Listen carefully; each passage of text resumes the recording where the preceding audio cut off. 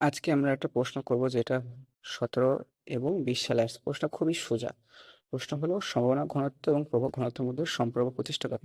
এখন দেখো এই সম্পর্ক প্রতিষ্ঠা করার আগে আমাদের শ্রোডিঙ্গারের সমীকরণটা লিখতে হবে। আমরা শ্রোডিঙ্গারের সমীকরণটা লিখলাম। দেখো শ্রোডিঙ্গারের ২ টো সমীকরণ আছে। একটা হলো একমাত্রিক আর একটা হলো ত্রিমাত্রিক। আমরা এখানে ত্রিমাত্রিকটা লিখলাম, ঠিক আছে? এখন করবো কি যে ত্রিমাত্রিক সমীকরণটার জটিল কনজুগেট মান বের করব। এখন দেখো কোন একটা ফাংশনের জটিল কনজুগেট মান বের করতে হলে এর শর্ত হলো ২ টা। প্রথম শর্ত হলো কি এর সকল তরঙ্গ অপেক্ষকের উপরে একটি স্টার সাইন দিতে হবে এবং এই ফাংশন যদি কোনো অবাস্তব মান থাকে সেটাকে মাইনাস দ্বারা গুণ করতে হবে।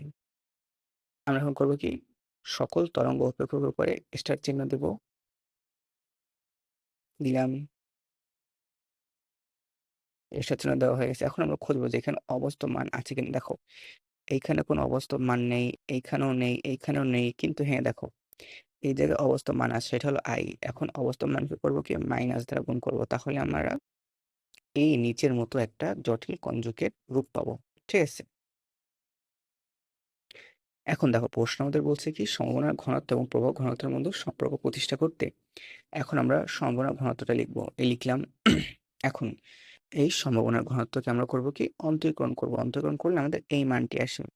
এখন দেখো ডেল সাই বাই ডিটি এবং ডি সাই বাই ডিটি এই দুইটা আমরা উপরই পাই। যেমন এই দেখো এইটা হলো ডি সাই বাই ডিটি, এটা হলো del psi not by DT. মানে দুইটাই ডেল সাই বাই ডিটি এবং del psi not by dt. কি বলতেছি, ডি সাই বাই ডিটি এবং d psi star by dt, ঠিক আছে? এই দুইটা মান এই জায়গায় বসাবো। বসানোর পর আমরা এই দেখো মানগুলো বসালাম।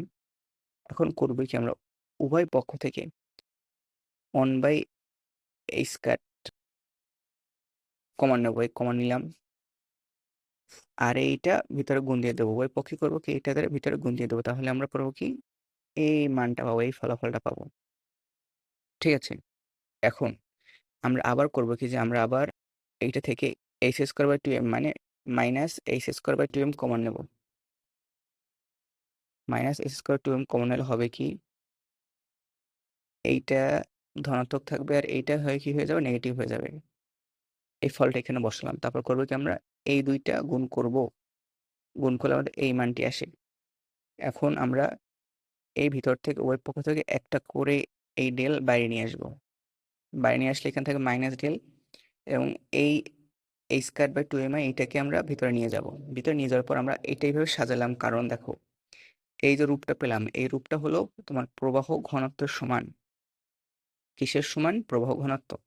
তাহলে আমরা এখন এইটার জায়গায় যে বসাই দিই, কারণ কি এটা প্রবাহ ঘনত্বের সমান। এখন এইটাকে আমরা বামে নিয়ে আসি।